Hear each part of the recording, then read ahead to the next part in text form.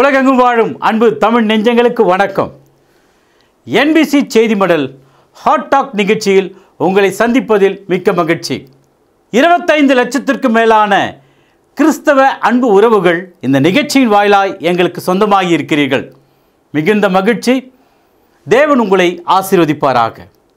அன்பு நேயர்களே, நீங்கள் நன்கு அறிந்த வண்ணமாக இது ஒரு கிறிஸ்தவ விழிப்புணர்வு நிகழ்ச்சி. தொடர்ந்து நிகழ்ச்சியை பாருங்கள். இன்றைய நாளிலும் சுவாரஸ்யமான விறுவிறுப்பான கேள்விகளோடு நான் வந்திருக்கிறேன். வேதத்திலிருந்து பதில் சொல்ல ஐயா அவர்கள் ஆயத்தமாக இருக்கிறார்கள். வாருங்கள், நமது கிறிஸ்தவ பெரியார் டாக்டர் பீட்டர் சாலமன் ஐயா அவர்களை சந்திக்கலாம். ஐயா வணக்கம். ஐயா வணக்கம். இயேசு கிறிஸ்துவனுடைய காலியான கல்லறையை மையமாக வச்சு தான் இந்த நாளில் கேள்வி கேட்க போகிறேன். ஐயா நல்லது. இப்போ கல்லறைக்கும் அந்த மயான பூமி என்று சொல்லப்படுகிற இடுகாட்டுக்கும் என்னையா வித்தியாசம்? அது ரொம்ப பெரிய குழப்பம் இருக்குது. கிறிஸ்தவர்கள் மத்தியில் இயேசு கிறிஸ்து கல்லறையிலே அடக்கம் பண்ணப்பட்டார் என்ற கருத்து தெளிவாக இருந்தால் கூட மனதால் அதை ஒரு அபிப்பிராயமாக தான் வச்சுருக்காங்க. உதாரணமாக ஆங்கிலத்தில் டூம்னு ஒரு வார்த்தை இருக்குது, செமிட்ரின்னு ஒரு வார்த்தை இருக்குது, கிரேவ் யார்டுன்னு ஒரு வார்த்தை இருக்குது. இந்த 3 வார்த்தைகளும் பயன்பாட்டில் இருந்தாலும் இயேசு கிறிஸ்துவை அடக்கம் செய்த இடம் டூம். அது ஒரு செமிட்ரி இல்லை, அது ஒரு கிரேவ் யார்டு இல்லை. இப்போது டூம்னு சொன்னால் ஒரு சிறு மலையை குடைந்து அதற்குள் அடக்கம் செய்யப்படுகிற, வாசலை மூடி விடுகிற ஒரு விஷயமாக இருக்கும். அதாவது டூம்னு சொன்னால் ஒரு டோர் இருக்கும் அதுக்கு. செமிட்ரி அப்படின்னா கிறிஸ்தவர்கள் நம்பிக்கை நிமித்தமாக கல்லறையாக கல்களை கொண்டு ஒரே இடத்துல அடக்கம் பண்ணப்பட்டிருப்பாங்க. அது இங்கிலீஷ் லாங்குவேஜில் செமிட்ரி. அது கிறிஸ்டியன் கான்செப்ட். அது கிரேவ் யார்டு அப்படின்றது நம்ம ஊரில் இருக்கிற வழக்கம். இதை தான் இடுகாடு, சுடுகாடு, மயான பூமி அப்படின்னு. இப்போ உதாரணமாக ஆபிரகாம் தன் மனைவியாகிய சாராள் மரித்த போது அவளை ஒரு குகையிலே தான் அடக்கம் பண்ணார். ஆமாம், அந்த குகையினுடைய பேர் மக்பேலா. இந்த கருத்து ஆதியாகமம் 23ஆம் அதிகாரத்தில் நம்ம படிக்கிறோம், 19ஆம் வசனம். அதற்கு பின் ஆபிரகாம் தன் மனைவியாகிய சாராளை கானான் தேசத்தில் எப்ரேன் ஊர் பூமியான மம்ரேக்கு எதிரே இருக்கிற மக்பேலா என்னும் நிலத்தின் குகையிலே அடக்கம் பண்ணினார்கள். இந்த குகையை அந்த ஊரில் உள்ள மக்களிடத்தில் 400 வெள்ளிக்காசுக்கு ஆபிரகாம் வாங்கினார் என்ற ஒரு தகவல் இதே அதிகாரத்தில் இருக்கு. குகை என்ற வார்த்தையை டூம் என்று சொல்கிறாங்க. இப்போது மொத்தமாக ஜனங்களை கொண்டு போய் புதைக்கிற இடம், அதுதான் நம்ம ஊரில் மயான பூமி. சுடுகாடு என்றால் அங்கே சுடப்படுகிறது, இடுகாடு ஏனென்றால் அங்கே அடக்கம் பண்ணப்படுகிறது. இந்த மாதிரி கருத்துகளும் பைபிள் காலத்தில் சில மக்கள் மத்தியில் இருந்திருக்கு. உதாரணமாக எசேக்கியேல் 37ஆம் அதிகாரத்தில் பார்த்தீங்கன்னா தேவன் எசேக்கியேல் தீர்க்கதரிசிக்கு ஒரு குறிப்பிட்ட இடத்தை காட்டுறார். அது ஒரு பள்ளத்தாக்கு. அந்த பள்ளத்தாக்கு முழுவதும் ஆயிரக்கணக்கான போர் வீரர்கள் இறந்து அதே இடத்துல புதைக்கப்பட்டிருந்தாங்க. அதை தான் கிரேவ் யார்டுன்னு சொல்லுவாங்க. ஆமாம் ஆமாம். ஆகவே டூம் வேற, செமிட்ரி வேற, கிரேவ் யார்டு வேற. இயேசு கிறிஸ்துவை குறித்து நாம் பேசும்போது அவர் குகையில், அதாவது டூம், அதுக்கு ஒரு வாசல் இருந்தது, அதை மூடி வைக்கிற ஒரு கல் இருந்தது. அதனால் இயேசு கிறிஸ்து அடக்கம் பண்ணப்பட்ட அந்த குகை, அந்த கல்லறை உண்மையிலேயே கல்லால் ஆனதாக இருந்ததுனால அதை கல் அறை என்று அழைக்கிறார்கள். ஐயா, அப்போ இந்த கல்லறைன்னு சொல்லும்போது உலகத்தில் இந்நாள் வரையிலும் சிறப்பான கல்லறைகள்லாம் இருக்குது. அதை பற்றி ஏதாவது சொல்ல முடியுமா நீங்கள்? இன்னைய தேதியிலிருந்து சுமார் 5000 ஆண்டுகளுக்கு முன்னால் எகிப்து தேசத்தில் பார்வோனுக்காக கட்டப்பட்ட பிரமிடுகள் கேள்விப்பட்டிருப்பீங்க. உலக அதிசயங்கள் ஒன்று. பிரமிடுகள் கூட கல்லறைகள் தான். அந்த பார்வோனை அடக்கம் செய்வதற்காக செய்யப்பட்டது. அங்கே ராஜா கல்லறை இருக்கும், பக்கத்திலே ராணியின் கல்லறையும் இருக்கும். நம்ம ஊரில் ஒரு 300 ஆண்டுகளுக்கு முன்னால் நம்ம யமுனை நதி கரையில் தாஜ்மஹாலை ஷாஜகான் தன் மனைவியாகிய மும்தாஜுக்காக கட்டுறார்.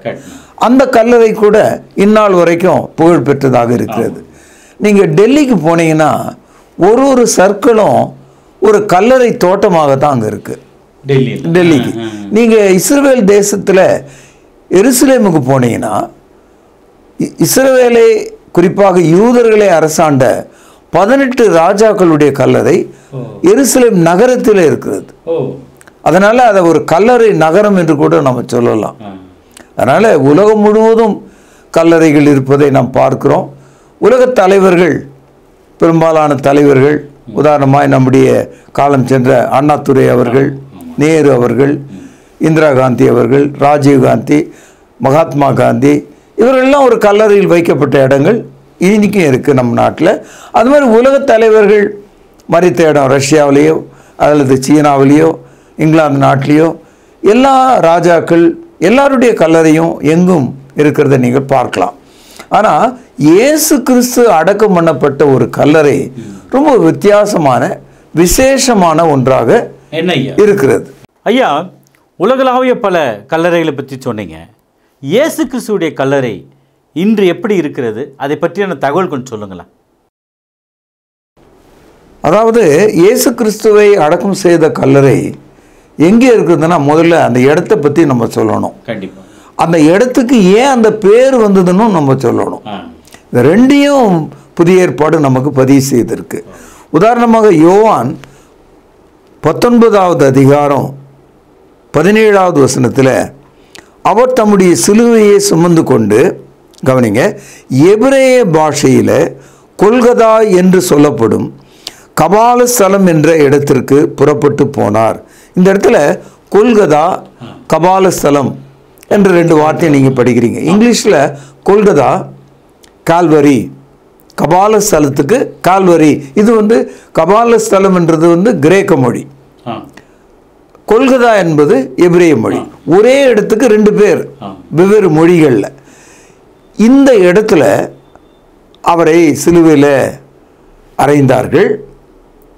அறைந்த இடத்திலிருந்து ஏறக்குறைய ஒரு லெஸ் தென் கிலோமீட்டர் அவ்வளவு தூரத்தில் அருகில் இருந்த ஒரு கல்லறையில் அவரை அடக்கம் பண்ணினார்கள்.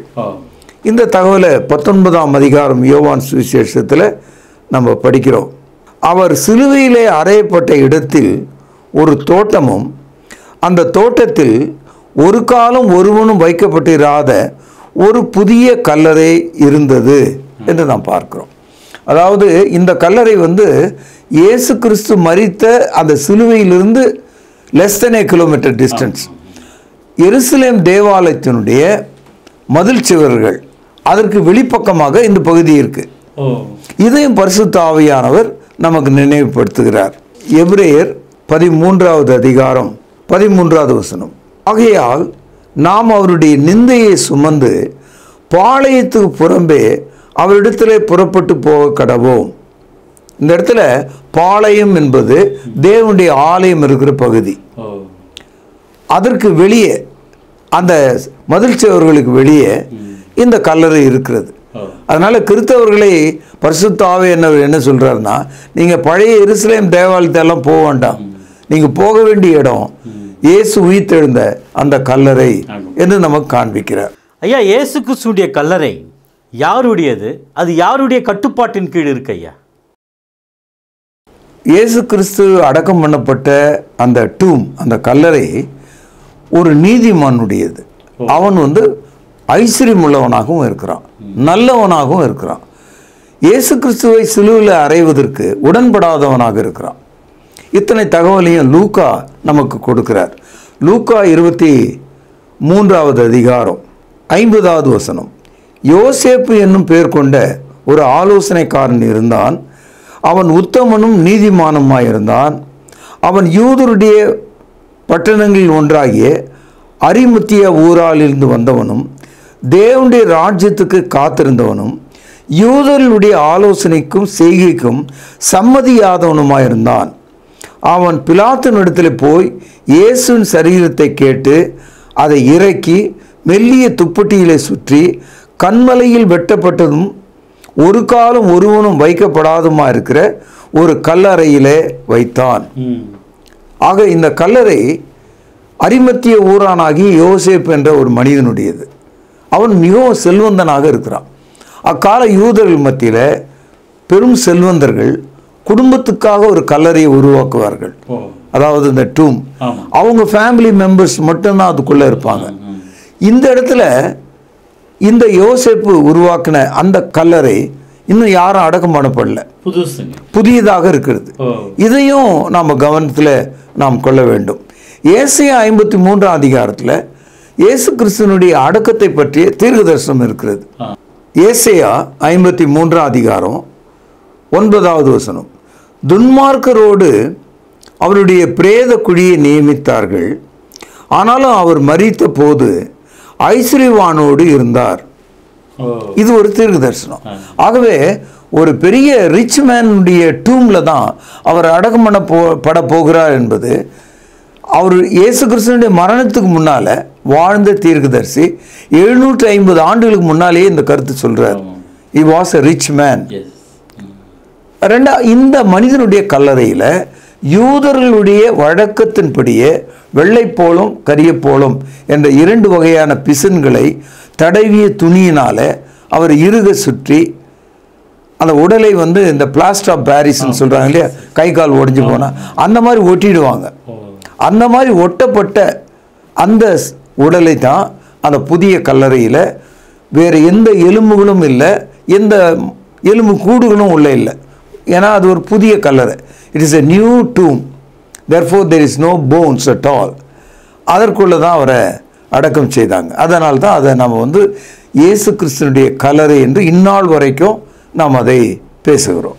ஐயா, நான் கேள்வி கேட்டதுக்கு இன்னும் நீங்கள் பதிலே சொல்லலை.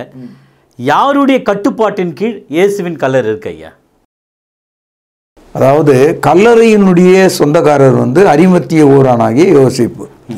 ஆனால் அவர் அதற்குள் அடக்கம் செய்யப்பட்ட பிறகு என்ன நடக்குதுன்னா, அந்த கல்லறையை எருசலேம் தேவாலயத்தினுடைய பிரதான ஆசாரியரும் கோவிலினுடைய வாசல் காப்பாளர்கள், அதாவது டெம்பிள் காட்ஸ், அவர்கள் அதை ஆக்கிரமிப்பு செய்கிறார்கள். பிலாத்தினிடத்தில் போய் கம்ப்ளைண்ட் பண்ணி அந்த கல்லறையில இருந்து இயேசு உயிரோடு எழுந்திருப்பார், 3 நாள் எழுந்திருப்பார் என்று சொல்லியிருந்தாரு. அது நடக்கக்கூடாது. ஆகவே அந்த கல்லறையை பாதுகாக்க வேண்டும் அப்படின்னு சொல்லும்போது அந்த உத்தரவை பிலாத்து அவர்கள் கொடுக்கிறார். இவர்கள் போய் அந்த கல்லறையை பெருங்கல்லை மூடி இருந்தது இல்லையா, அதன் மேல ஒரு முத்திரை இடுறாங்க.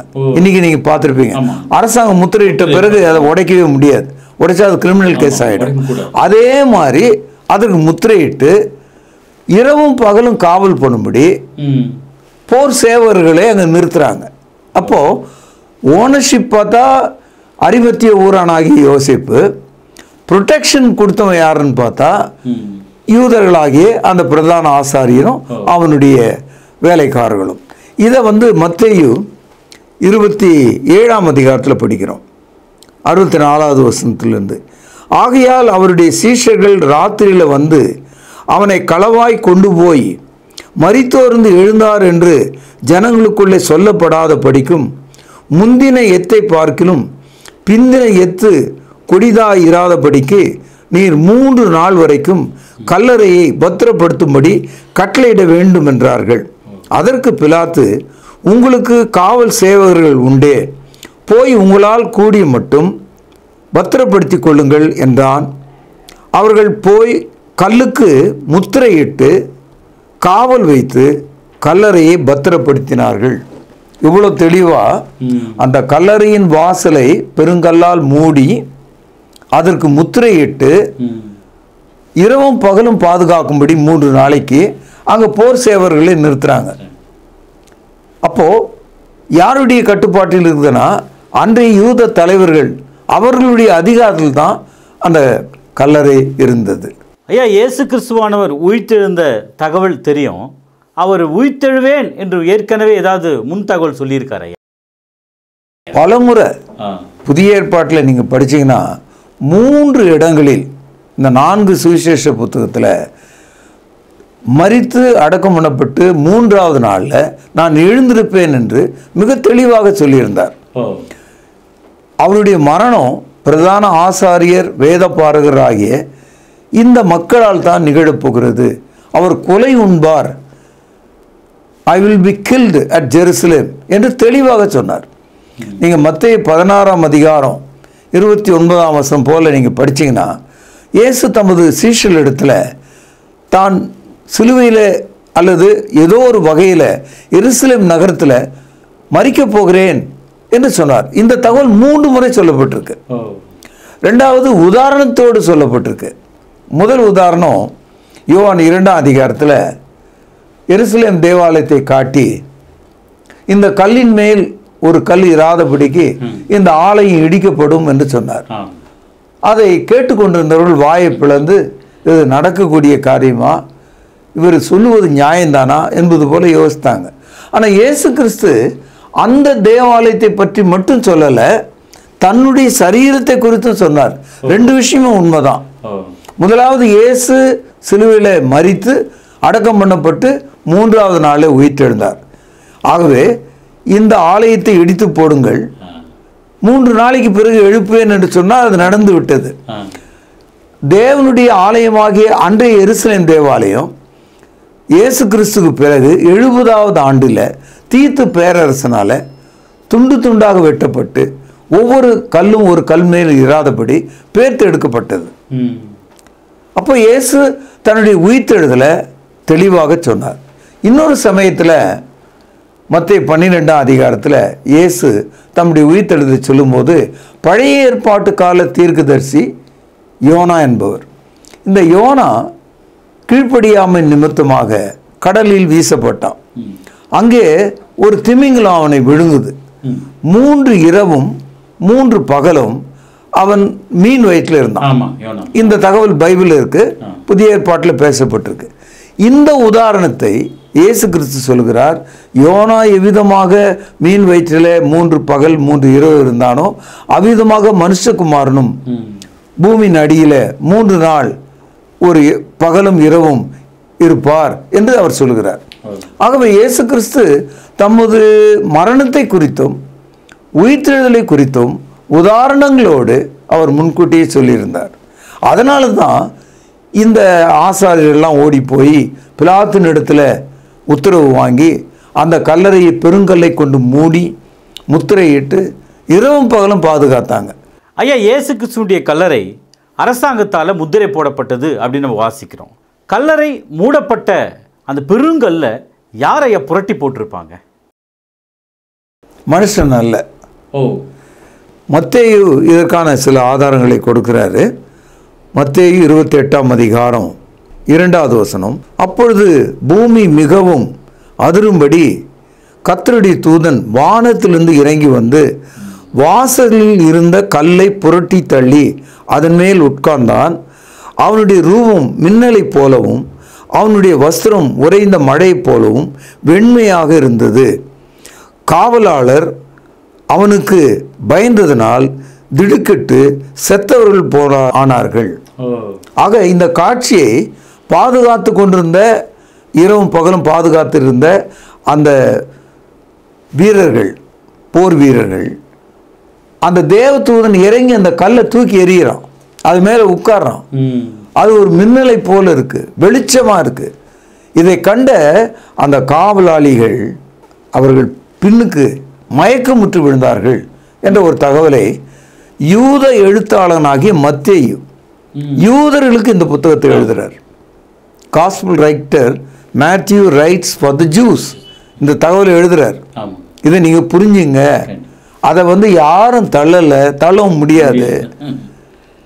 அந்த முத்திரையை யாரும் உடைக்கல, தேவதூதன் அதை தூக்கி எறிந்தான்.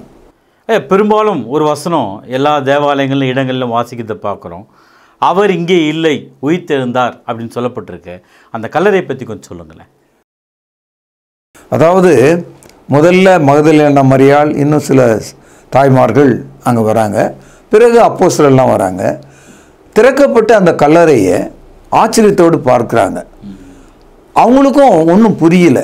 இயேசு உயிர்த்தெழுந்தார் என்ற அந்த வலுவான விஷயத்தை புரிந்து கொள்ள அவர்களுக்கு சக்தி இல்லை. தேவதூதன் அந்த மக்களுக்கு சொல்கிறார், உயிரோடு இருக்கிறவரை நீங்கள் ஏன் மரித்தோர் இடத்துல தேடுறீங்க? அவர் இங்கே இல்லை, மரித்தோர்ந்து எழுந்தார் என்ற தகவலை தேவதூதன் சொல்கிறார். இதுதான் கிறிஸ்தவத்தினுடைய அச்சாணியாக இருக்கிறது. இயேசு கிறிஸ்து தேவனுடைய குமாரனாக இருக்கிறதுனால மரித்தோர்ந்து அவர் உயிர்த்தெழுந்தார். சரி, அவர் உயிர்த்தெழுந்தாரு, அவரை சுற்றி இந்த பிளாஸ்டர் ஆஃப் பாரிஸ் மாதிரி இறுக கட்டின அந்த துணியிலிருந்து அவர் எப்படி வெளியே வந்திருக்க முடியும்? அதை உள்ளே இருக்கிற செத்த பணம் எப்படி கிழித்து கொண்டு வர முடியும்? கத்தி வைத்து வெட்டினால் மட்டும்தான், அதை அறுத்தா தான் உள்ளே இருக்கிற பாடி வெளியே வரும்.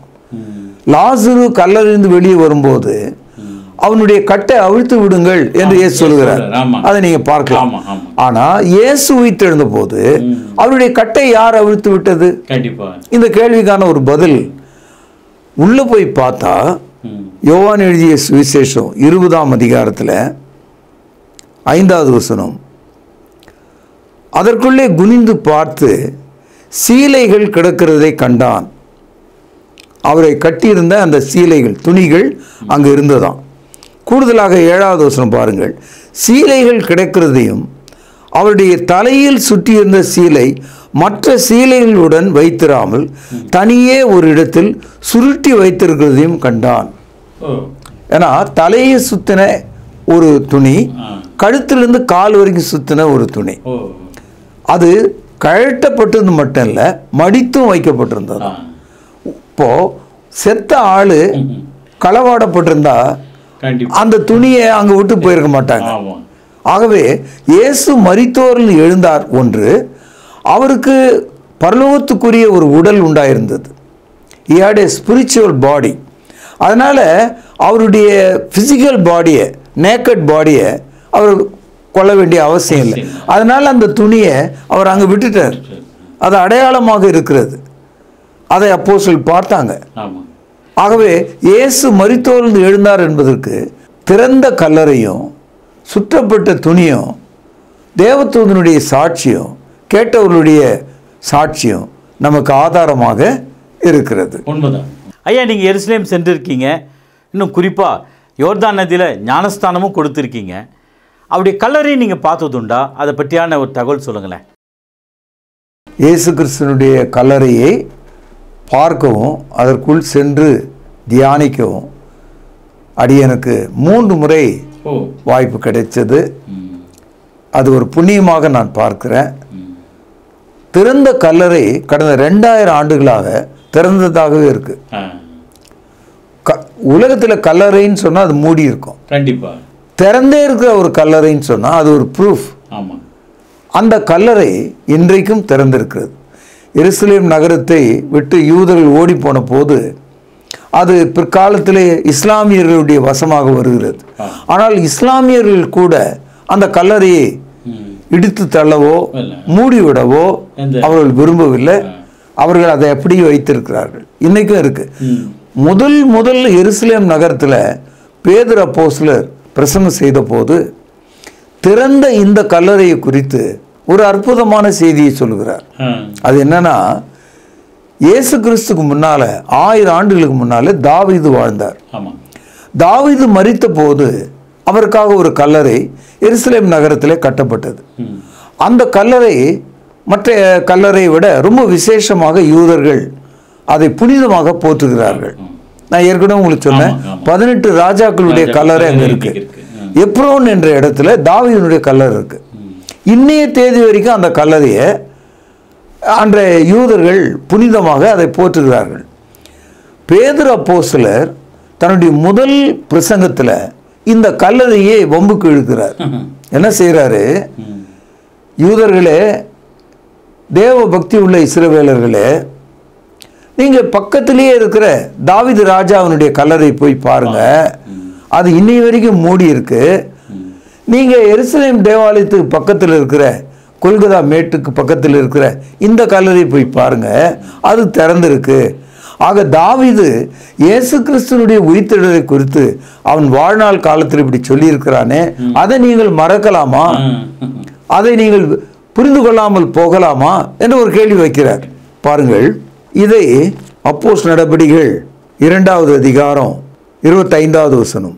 அவரை குறித்து தாவீது, கர்த்தரை எப்பொழுதும் எனக்கு முன்பாக நிறுத்தி கொண்டிருக்கிறேன், நான் அசைக்கப்படாதபடி அவர் என் வலது பார்சத்தில் இருக்கிறார், அதனால் என் இருதயம் மகிழ்ந்தது, என் நாவு களி கூர்ந்தது, என் மாம்சமும் நம்பிக்கையோடு தங்கியிருக்கும், என் ஆத்துமாவை பாதாளத்தில் விடீர், உம்முடைய பரிசுத்தவானுடைய அடிவை காண ஒட்டீர், ஜீவ மார்க்கங்களை எனக்கு தெரியப்படுத்தினீர், உம்முடைய சன்னிதானத்திலே என்னை சந்தோஷத்தினால் நிரப்பினீர் என்று சொல்லுகிறான். இப்போதான் இந்த வசனத்தை அவர் சொல்றார். சகோதரரே, கோத்திர தலைவனாகி தாவீதை குறித்து நான் உங்களோடு தைரியமாய் பேசுவதற்கு இடம் கொடுங்கள். அவன் மரணம் அடைந்து அடக்கம் பண்ணப்பட்டான், அவனுடைய கல்லறை இந்நாள் வரைக்கும் நம்மிடத்தில் இருக்கிறது. அதாவது என்ன சேலஞ்ச் பண்றாரு? தாவீது இயேசுனுடைய உயிர்த்தெழுதலை குறித்து சொன்னாரு, அவருடைய ஆத்மா பாதாளத்தில் விடப்படுவதில்லை என்று சொன்னாரு, அவருடைய மரண கட்டுகளை தேவன் அழிப்பார் என்று சொன்னாரு. இப்படியெல்லாம் சொன்ன தாவீது அவனுடைய கல்லறையில் இந்நாள் வரைக்கும் அடக்கம் பண்ணப்பட்டிருக்கானே, அதை கொஞ்சம் போய் செக் பண்ணிங்க.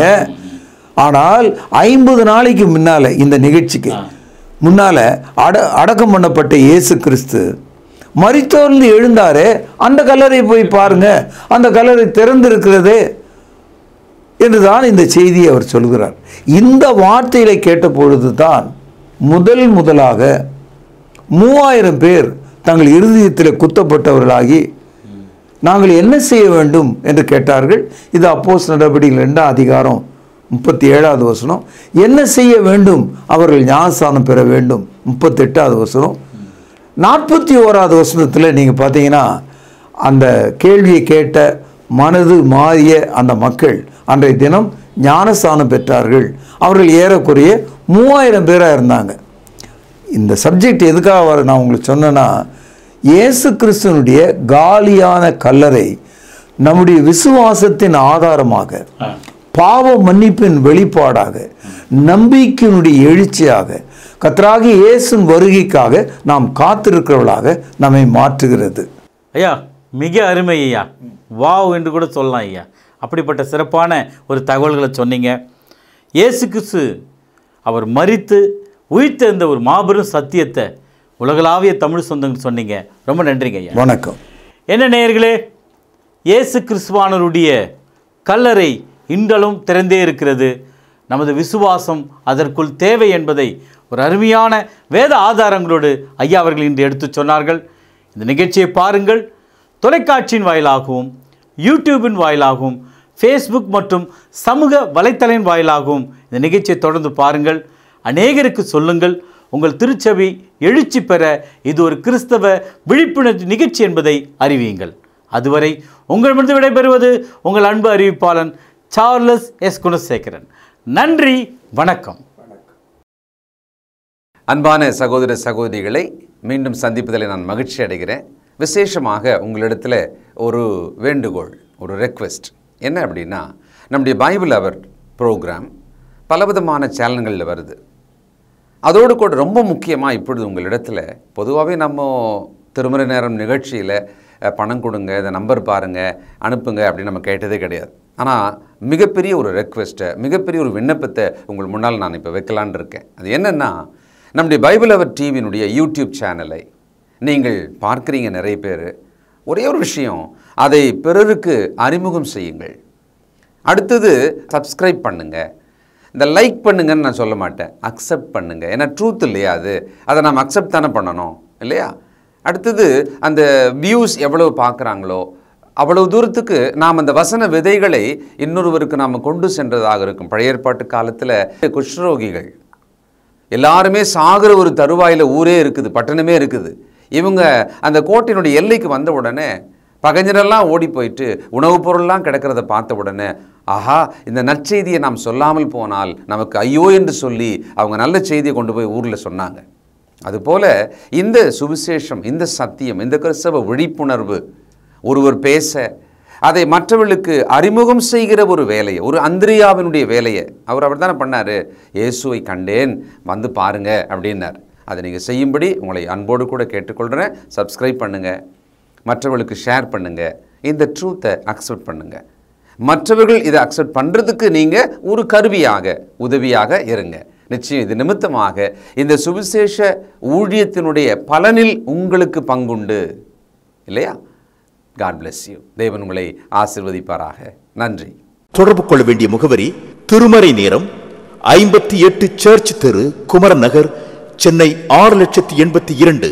செல்போன் 9385500882.